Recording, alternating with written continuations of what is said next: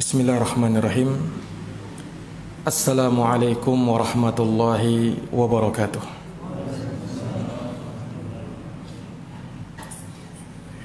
Alhamdulillahi rabbil alamin. Wabihi nasta'inu ala umurid dunya waddin. Ashhadu an la ilaha illallah wahdahu la syarikalah. Wa ashhadu anna Muhammadan abduhu wa rasuluh. Sallallahu alaihi wa ala alihi wa sahbihi wa man tabi'ahum bi ihsanin ila yaumiddin wa sallama tasliman katsira, amma ba'd. Ma'asyiral muslimin wal muslimat, hadirin bapak-bapak jamaah salat maghrib yang dirahmati dan dimuliakan oleh Allah. Alhamdulillahi bi ni'matihi tatimmus shalihat. Segala puji hanya bagi Allah yang dengan nikmat-nikmatnya tertunai segala amal-amal kebajikan. Salawat dan salam semoga terhatur limpahkan kepada junjungan kita Nabi Agung, Nabi besar Muhammad sallallahu alaihi wasallam, kepada keluarga dan para sahabat serta orang-orang yang senantiasa meniti jalannya sampai hari kiamat.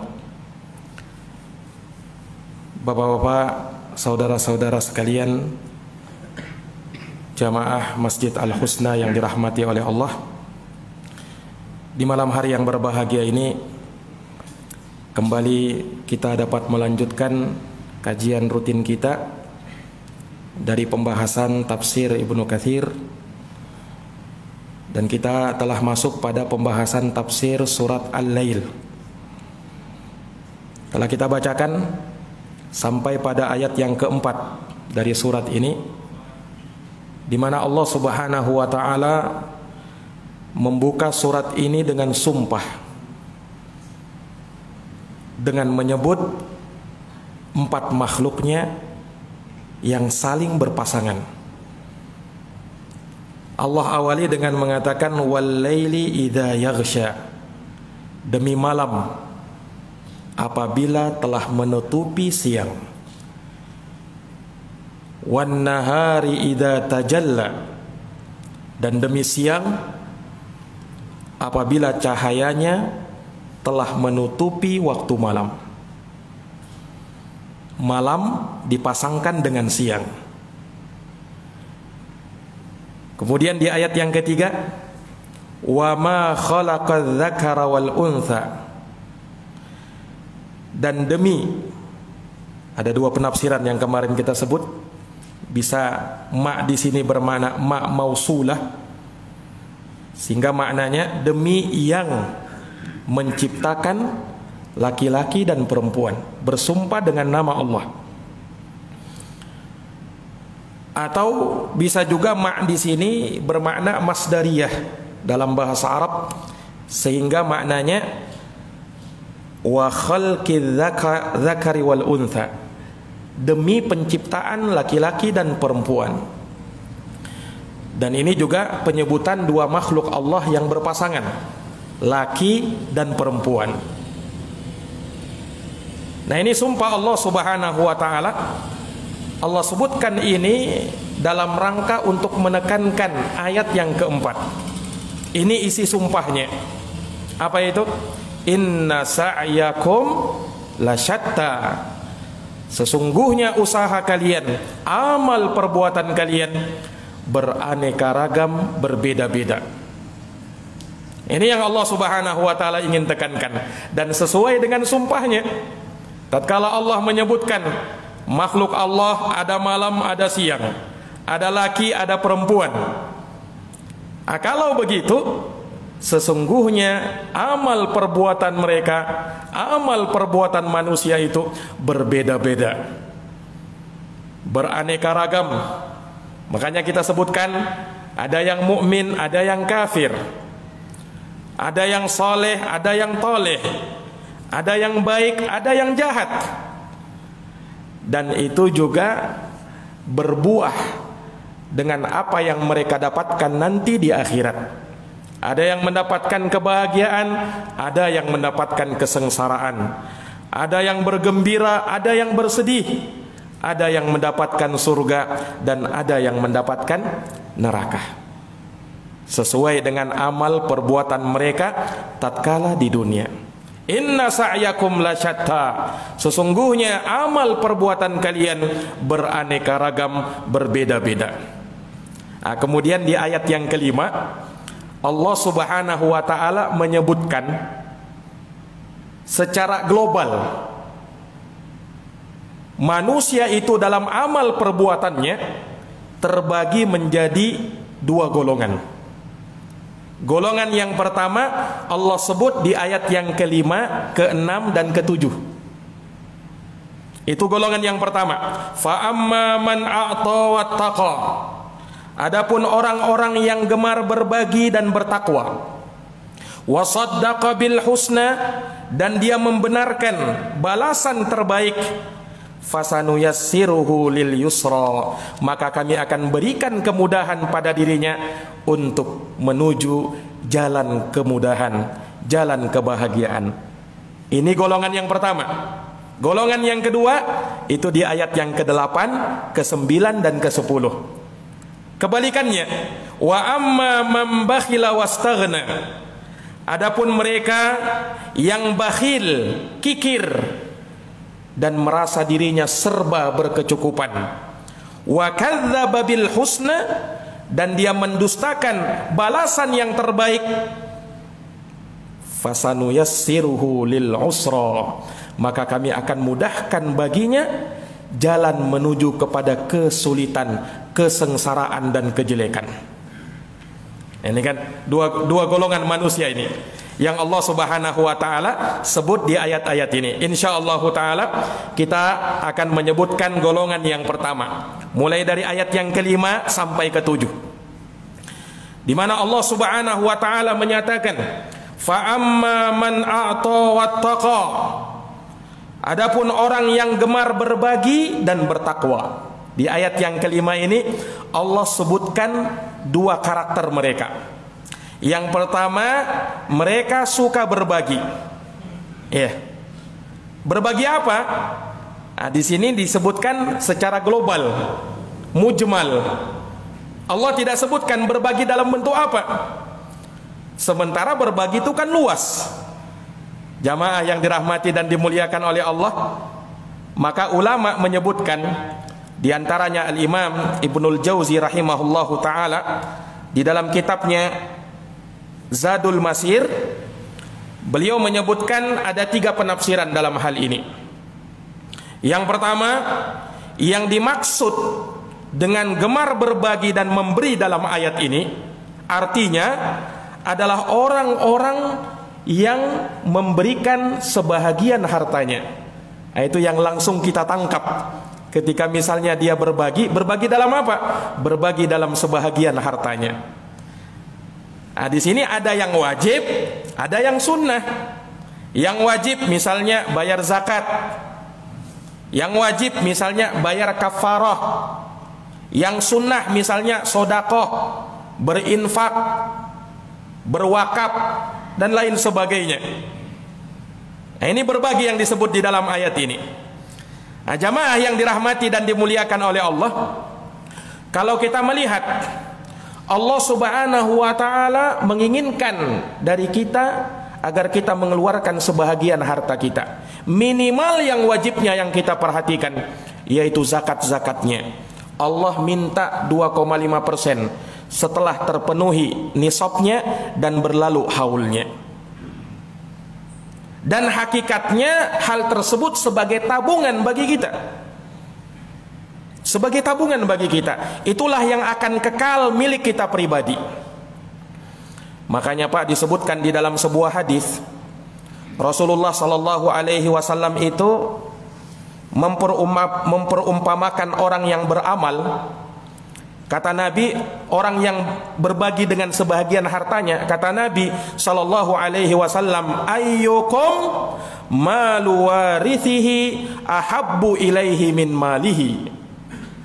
Nabi bertanya kepada sahabat, siapa di antara kalian, jawab, siapa di antara kalian yang harta orang lain lebih dia sukai daripada hartanya sendiri? Siapa yang hartanya orang lain lebih dia cintai daripada hartanya dirinya sendiri?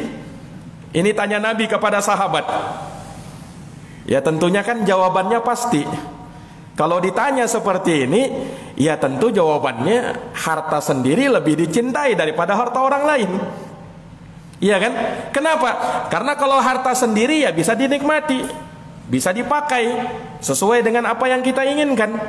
Tapi kalau harta orang lain, ya paling kita bisa memandangnya, melihatnya, tidak bisa ngapa-ngapain.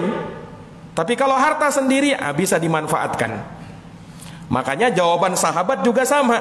Apa kata mereka? Ya Rasulullah, ma minna ahadun illa maluhu ahabbu ilaihi. Ya Rasulullah, tidak ada seorang pun dari kami, melainkan pasti jawabannya hartanya sendiri lebih dia cintai daripada harta orang lain. Ini pertanyaannya tidak perlu ditanyakan lagi, karena sudah pasti jawabannya. Semua orang pasti akan mengatakan ya harta sendirilah yang lebih dicintai daripada harta orang lain. Nabi mempertanyakan seperti itu ada maksudnya. Kata Nabi SAW, fa inna ma lahu ma qaddam. Ketahuilah kata Nabi, ya, adapun harta, bahwa sesungguhnya harta kalian yang hakiki milik kalian adalah harta yang kalian keluarkan ketika kalian masih hidup. Itulah harta kalian yang hakiki. Wa amma malu warithihi ma akhar. Adapun harta yang dia tinggalkan, yang belum dia gunakan, ketika dia meninggal dunia, maka harta itu akan menjadi milik ahli warisnya, bukan milik dia lagi. Otomatis sudah berpindah. Walaupun dia tidak mau, harta itu akan berpindah kepada ahli warisnya. Maka jamaah sekalian yang dirahmati oleh Allah, selama Allah masih memberikan kepada kita umur, kehidupan, manfaatkan harta yang Allah titipkan kepada kita dengan sebaik-baiknya di jalan Allah, fisabilillah, dalam rangka untuk memuliakan diri kita di jalan Allah Subhanahu wa ta'ala nanti tatkala kita berjumpa dengannya. Jamaah yang dirahmati dan dimuliakan oleh Allah, disebutkan juga dalam sebuah hadis, Nabi sallallahu alaihi wasallam pernah dihadiahkan oleh salah seorang sahabat seekor kambing. Kemudian kambing ini Nabi perintahkan sembelih, lalu dagingnya dibagikan kepada orang-orang miskin. Maka disembelihlah kambing tersebut, lalu dagingnya dibagikan kepada orang-orang miskin. Nabi pulang, tanya kepada istrinya Aisyah radhiyallahu anha, "Ya Aisyah, apakah masih tersisa daging kambing itu? Masihkah ada sisanya wahai Aisyah?" Kata Aisyah radhiyallahu anha, "Ya Rasulullah, masih ada, masih tersisa pahanya." Kata Aisyah radhiyallahu anha, maka kata Rasulullah, "Wahai Aisyah, semuanya tersisa kecuali pahanya." Justru Nabi membalik, semuanya tersisa kecuali pahanya. Loh kenapa? Karena yang disedekahkan itulah hakikatnya milik dia pribadi, yang nanti akan dia lihat tatkala dia berjumpa dengan Allah. Sementara yang dimakan, yang dia konsumsi, itu tidak akan terlihat nanti di hari kiamat. Ini jamaah yang dirahmati oleh Allah Subhanahu wa ta'ala. Artinya kalau seorang mau berfikir, maka sedekah itu jauh lebih bermanfaat bagi dirinya ketimbang dia menimbun hartanya. Nah, walaupun kata para ulama, yang namanya sedekah itu luas, bukan hanya kita memberi dalam harta. Sedekah itu banyak cakupannya. Makanya kan pernah Nabi SAW didatangi oleh orang-orang miskin.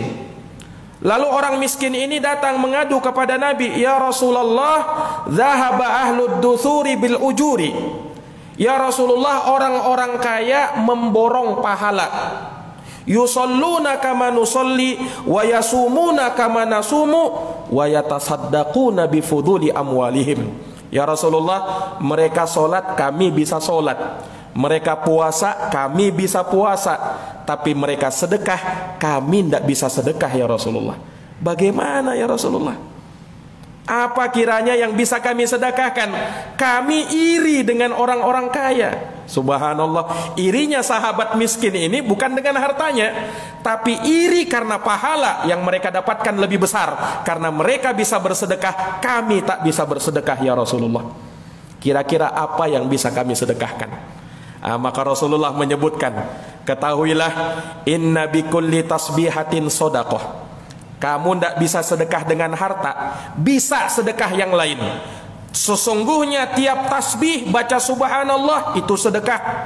Wa bikulli tahmidatin shadaqah. Setiap tahmid ucapan alhamdulillah sedekah.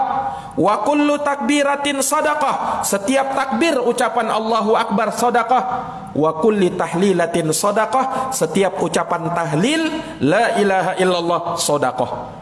Wa amrun bil ma'rufi shadaqah wa nahyun an munkarin shadaqah. Setiap amar ma'ruf nahi munkar juga adalah shadaqah. Nabi tambahkan lagi, wa fi bud'i ahadikum shadaqah. Bahkan sampai kalian mendatangi istri kalian juga sedekah. Sahabat tanya, ya Rasulullah, ayati ahaduna syahwatahu wa yakunu lahu fiha ajrun? Ya Rasulullah, apakah kami tatkala mendatangi istri kami, ini kan syahwat, apakah kami bisa juga dapat pahala karenanya? Nabi SAW menyebutkan dengan kias. Bagaimana kalau misalnya kalian mendatangi yang haram, bukankah kalian dapat dosa? Iya, kata para sahabat. Maka kata Nabi, demikian pula kalau kalian datangi yang halal, kalian dapat pahala. Subhanallah, dan itu terhitung bersedekah. Ini jamaah sekalian yang dirahmati oleh Allah. Jadi sedekah itu cakupannya luas. Bukan hanya di dalam masalah harta. Tatkala kita membantu saudara kita, sedekah. Mendamaikan di antara saudara kita, sedekah. Nabi SAW menyebutkan, ya, kullu yaumin, setiap hari, tatlu'u fihi syams, tatkala matahari itu terbit, ta'dilu baina tsnaini shadaqah. Kau mendamaikan dua orang yang berselisih adalah sedekah. Wa tu'inur rajul fi dabatihi. Kamu bantu orang dalam masalah kendaraannya, kamu angkatkan dia di atas kendaraannya, atau kamu angkatkan barang-barangnya di atas kendaraannya, itu sedekah. Subhanallah, Nabi SAW menyebutkan sedekah-sedekah itu. Wal kalimut thayyibu sedekah, kalimat yang baik adalah sedekah. Wa bikulli khatwatin tamshiha ila sholati sedekah, kamu langkahkan kakimu menuju salat itu sedekah. Wa tumitul anil adza anit tariqi sedekah, kamu singkirkan gangguan dari jalan itu pun sedekah. Puas para sahabat yang miskin. Nah, berarti banyak ternyata yang bisa kita sedekahkan itu. Ini jamaah sekalian yang dirahmati oleh Allah. Nah, ayat ini mencakup semua tadi. Tatkala Allah mengatakan fa amma man a'ta, adapun orang yang gemar berbagi, berbagi dalam apa? Dalam hal harta, membantu orang lain, bahkan tatkala kita berzikir, itu bernilai sedekah. Jamaah yang dirahmati dan dimuliakan oleh Allah Subhanahu wa ta'ala. Bahkan ada sedekah dalam bentuk memberikan kehormatan. Sedekah kehormatan. Apa maksudnya? Ya, maksudnya kata para ulama, ketika ada orang lain menginjak-injak kehormatan kita, menggunjing kita, menggibah kita, lalu kita maafkan dia, itu sedekah. Makanya pernah disebutkan dari Imam Hasan Al-Basri rahimahullah. Imam Hasan Al-Basri didatangi oleh salah seorang muridnya. Wahai imam, sesungguhnya si fulan telah mencaci maki kamu, telah menggibah kamu. Mendengarkan itu Imam Hasan Al-Basri bukan malah marah, tapi beliau bersyukur. Alhamdulillah saya dapat pahala, dapat kiriman pahala dari orang tersebut. Sebagai bentuk ungkapan kesyukurannya, dia bawakan orang yang menggunjing dia tersebut semangkuk berisi kurma. Dia datang ke rumahnya, dia katakan, wahai fulan, kamu telah berbuat baik sama saya, kamu transfer pahalamu untuk saya. Nah, saya tidak ada yang bisa saya berikan kecuali semangkuk kurma ini, terimalah. Subhanallah. Padahal ini orang lagi apa? Orang digibahi, orang digunjing. Kenapa? Imam Hasan Al-Basri paham kalau ada orang menggunjing dirinya, menggibah dirinya, hakikatnya orang tersebut sedang bersedekah pahala untuk dirinya. Karena pahalanya dikurangi dan dimasukkan kepada dia yang digunjing tersebut. Subhanallah. Ini orang sudah sampai tingkatan seperti ini, Pak. Berbeda dengan sebagian orang kan, kalau digibahi, digunjing ya pengennya membalas. Tapi kalau dia paham, mengerti, hakikatnya itu transfer pahala bagi dirinya. Subhanallah. Ini jamaah sekalian yang dirahmati oleh Allah Subhanahu wa taala. Masuk juga di dalamnya kata para ulama sedekah dalam masalah ilmu. Tatkala dia berbagi ilmu, ya, menyampaikan ilmu kepada orang lain, itu pun bernilai sedekah. Bahkan kata para ulama, sedekah dengan ilmu itu lebih afdol daripada sedekah dengan harta. Kenapa? Karena ilmu tersebut, khususnya ilmu agama, bisa membuat orang menjadi baik, bisa membuat orang menjadi bertambah ketakwaan dan keimanannya kepada Allah, dan itu lebih afdol kata para ulama. Ini jamaah sekalian yang dirahmati dan dimuliakan oleh Allah Subhanahu wa taala. Jadi ini karakter yang pertama, fa amma man a'ta. Adapun orang yang gemar berbagi, tadi kita sebutkan 3 penafsiran kan. Yang pertama tadi gemar berbagi dengan hartanya. Yang kedua, gemar berbagi dalam bentuk dia memberikan ketaatannya kepada Allah. Sehingga masuk di dalamnya juga orang yang mengerjakan ibadah, sholat, puasa, dan lain sebagainya masuk di dalam hal ini. Kenapa? Karena dengan hal tersebut dia menyedekahkan, dia memberikan ketaatannya kepada siapa? Kepada Allah Subhanahu wa taala. Berbagi juga namanya. Ada juga yang menafsirkan penafsiran yang ketiga, berbagi maksudnya dalam hal kejujuran. Maksudnya dalam hal apa? Dalam hal kejujuran. Dia memberikan kejujuran dari dalam hatinya kepada Allah Subhanahu wa taala, karena sungguh sedikit orang yang jujur itu. Baik jujur pada dirinya sendiri, jujur pada orang lain, ataukah jujur kepada Allah Subhanahu wa taala. Jamaah yang dirahmati oleh Allah, bagaimana kita jujur kepada Allah itu? Katanya kan seorang muslim. Muslim itu apa artinya, Pak? Muslim itu artinya pasrah, menerima segala hukumnya Allah. Apa yang Allah perintahkan dia jalankan, yang dilarang oleh Allah dia tinggalkan. Itu kan muslim. Tapi ini tidak jujur. Dia menyatakan dirinya muslim, tapi datang perintah Allah, datang larangan Allah, dia protes, dia tidak terima, dia tidak mau jalankan, bahkan cenderung untuk melanggarnya. Berarti ini tidak jujur sebagai seorang muslim. Harusnya dia bisa jujur, jamaah sekalian yang dirahmati oleh Allah. Kalau dia mengaku, saya adalah seorang muslim, saya adalah orang yang beriman kepada Allah. Hanya memang rasa takut kepada Allah itu sedikit. Kita ini lebih besar rasa takut kita kepada manusia daripada kepada Allah. Ya kan? Sebagian orang seperti itu, Pak. Coba misalnya kalau seorang yang bekerja, dia punya atasan, dia punya bos. Bosnya suruh besok datang jam 8 pagi di kantor, ada urusan penting. Apa yang dilakukan anak buah ini? Oh, cepat-cepat dia. Sebelum jam 8 sudah hadir di kantor. Kenapa? Karena kalau dia tidak hadir, takut dia dikenakan sanksi oleh atasannya, oleh bosnya. Dari sanksi yang paling ringan sampai sanksi yang paling berat. Nah, sementara jamaah sekalian yang dirahmati oleh Allah, kalau dia mau jujur, harusnya demikian pula tatkala Allah Subhanahu wa taala panggil dia ke masjid. Hayya 'alas shalah, undangan dari Allah, ya kan? Ayo menuju salat. Nah, subhanallah, dia tidak takut kepada Allah, tapi takut kepada makhluk. Nah, inilah yang Allah Subhanahu wa taala sebutkan di dalam Al-Qur'an, atakhsyawnahum wallahu ahaqqu an takhsyaw in kuntum mu'minin. Apakah kalian takut kepada manusia padahal Allah yang lebih berhak kalian takut kepadanya, in kuntum mu'minin, jika kalian adalah orang yang betul-betul beriman. Jamaah yang dirahmati dan dimuliakan oleh Allah, inilah harusnya seorang muslim seperti ini. Dia jujur kepada Allah Subhanahu wa taala, dan hal tersebut dia betul-betul berikan kepada Allah. Ini makna berbagi di dalam ayat ini. Kemudian yang kedua, wattaqa. Dia bertakwa kepada Allah Subhanahu wa taala. Nah, takwa di sini juga ditafsirkan ulama dengan 3 penafsiran. Penafsiran yang pertama, ada yang menyebutkan bahwa yang dimaksud dengan ketakwaan, takwa secara umum, melakukan yang diperintahkan, menjauhi dari larangan. Ada juga yang mengatakan takwa di sini maknanya menghindarkan diri dari sifat kebakhilan, kekikiran.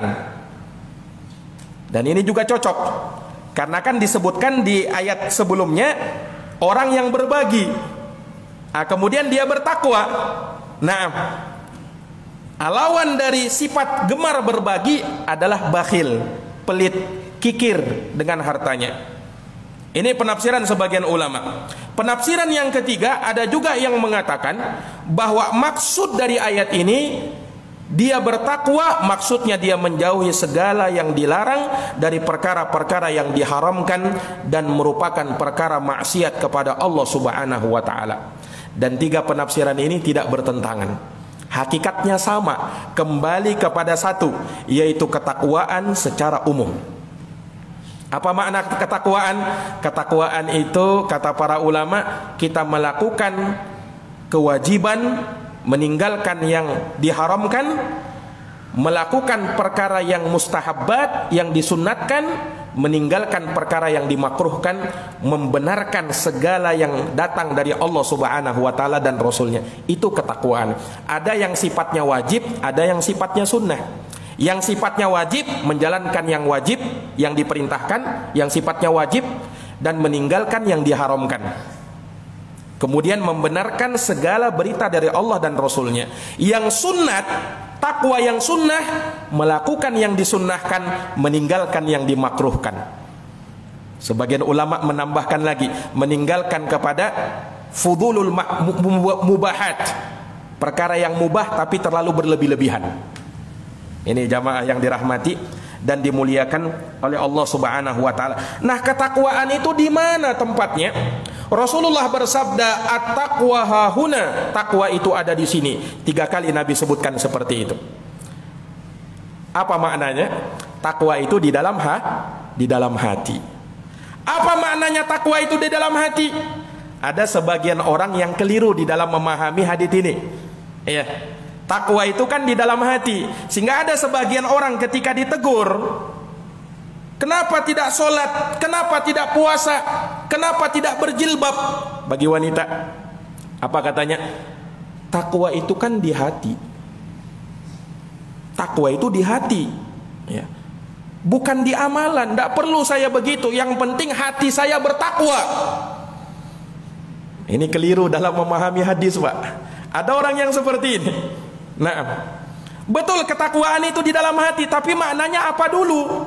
Maknanya kata para ulama, takwa itu di dalam hati, yakni ketika kamu beramal, baik ucapan maupun perbuatan, itu nanti teranggap kalau hatimu tulus dan ikhlas menjalankannya. Itu maknanya ketakwaan di dalam hati. Nah, artinya kalau ada orang yang mengatakan hatiku bertakwa tapi dia tidak mau beramal, hakikatnya dia tidak bertakwa hatta pun di dalam hatinya. Kalau dia bertakwa kepada Allah, justru tercermin dengan ucapan dan amalannya. Dari mana dia tahu bahwa hatinya bertakwa sementara dia tidak beramal? Orang yang beramal saja belum tentu diterima amalannya, dan belum tentu hatinya tulus, ya kan? Nah, bagaimana orang yang tidak beramal kemudian mengklaim hatinya paling bertakwa? Ini jamaah yang dirahmati dan dimuliakan oleh Allah Subhanahu wa taala. Ya. Kemudian sisi yang lain, takwa di dalam hati itu maknanya kita merasa takut kepada Allah Subhanahu wa ta'ala. Bukan hanya di saat kita berkumpul dengan teman-teman kita, tapi di saat kita sendirian kita mampu bertakwa kepada Allah. Dan itu ketakwaan yang ada di dalam hati. Kenapa? Karena manusia ini gampang bertakwa kepada Allah tatkala berkumpul bersama kawan-kawannya yang baik, yang soleh, teman-teman pengajiannya. Bertakwa dia, tidak berani dia melakukan yang haram. Tapi kalau dia sendirian, tatkala dia di dalam kamarnya, apa yang terjadi? Disinilah keimanan dan ketakwaan kita diuji. Kalau dia mampu bertakwa kepada Allah, bukan hanya di saat ramai, di saat sendirian dia juga mampu bertakwa kepada Allah. Inilah ketakwaan yang ada di dalam hati. Makanya jamaah sekalian yang dirahmati oleh Allah, disinilah banyak orang gugur. Iya, karena tidak mampu bertakwa kepada Allah tatkala dia sendirian, tidak dilihat oleh orang lain. Makanya Rasulullah mengajarkan kepada kita suatu doa supaya kita bertakwa kepada Allah walaupun saat sendirian, Pak. Doanya panjang, tapi ada ringkasan doa yang paling poin intinya bisa kita hafalkan. Allahumma as'aluka khasyataka fil ghaibi wasyahadah. Allahumma as'aluka khasyataka fil ghaibi wasyahadah. Ringkaskan. Allahumma as'aluka khasyataka fil ghaibi wasyahadah. Artinya, ya Allah, aku minta kepadamu rasa takut kepadamu ya Allah, baik saat aku sendirian maupun disaksikan oleh orang. Ucapkan doa seperti ini, Pak. Insya Allah Allah akan berikan ketakwaan kepada kita walaupun kita sendirian. Jamaah yang dirahmati dan dimuliakan oleh Allah, itu makna dari ketakwaan yang ada di dalam hati. Juga sebagian ulama menyebutkan ketakwaan di dalam hati maksudnya kita agungkan perintah-perintah Allah Subhanahu wa ta'ala itu. Itulah makna ketakwaan di dalam hati.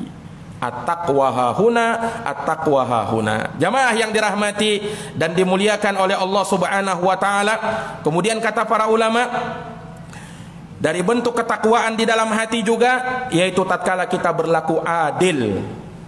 Tatkala kita berlaku adil. Nah, karena Allah mengatakan i'dilu, berlaku adillah kamu.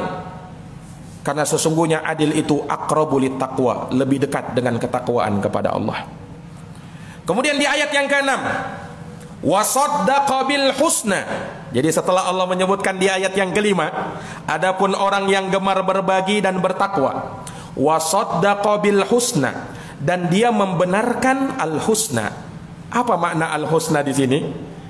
Al husna di sini ada 3 maknanya. Yang pertama bermakna al khalaf, ganti yang baik, balasan dan ganjaran serta pahala di sisi Allah Subhanahu wa ta'ala. Ini makna dari al-husna. Siapa yang membenarkan balasan yang terbaik, ganti yang terbaik, pahala di sisi Allah Subhanahu wa ta'ala. Dan itu sangat berkaitan dengan ayat yang sebelumnya.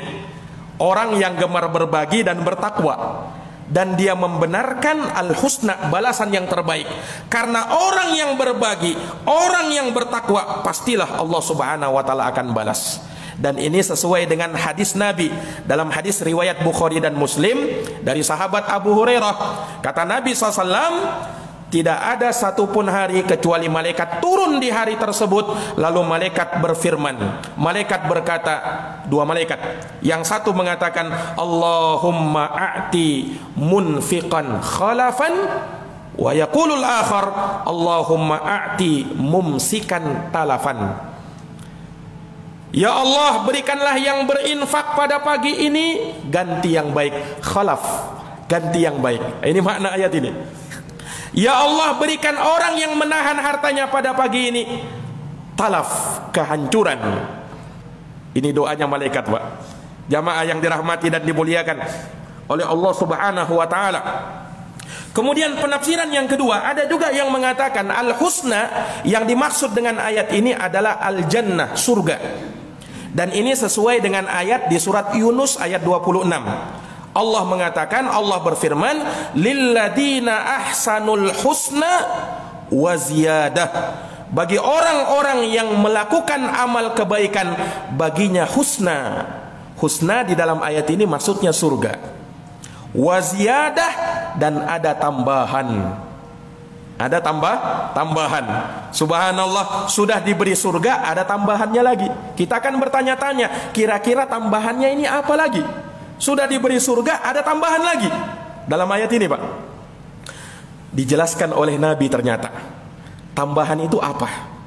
Jadi tatkala penghuni surga masuk ke dalam surga, dan mereka telah Allah Subhanahu wa ta'ala kekalkan di dalam surga, lalu dikatakan kepada mereka, sesungguhnya ada tambahan janji Allah kepada kalian.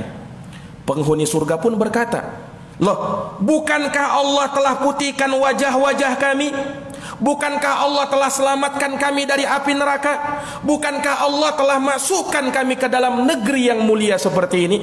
Apalagi tambahannya?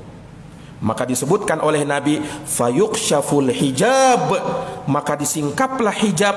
Fawallah ma a'tahum syai'an ahabba ilaihim minan nazar ilaihi. Demi Allah, kata Nabi, tidak ada satupun pemberian bagi penghuni surga yang lebih mereka cintai daripada pemberian yang merupakan tambahan ini, yaitu memandang kepada wajah Allah Subhanahu wa ta'ala. Itulah tambahannya, Pak.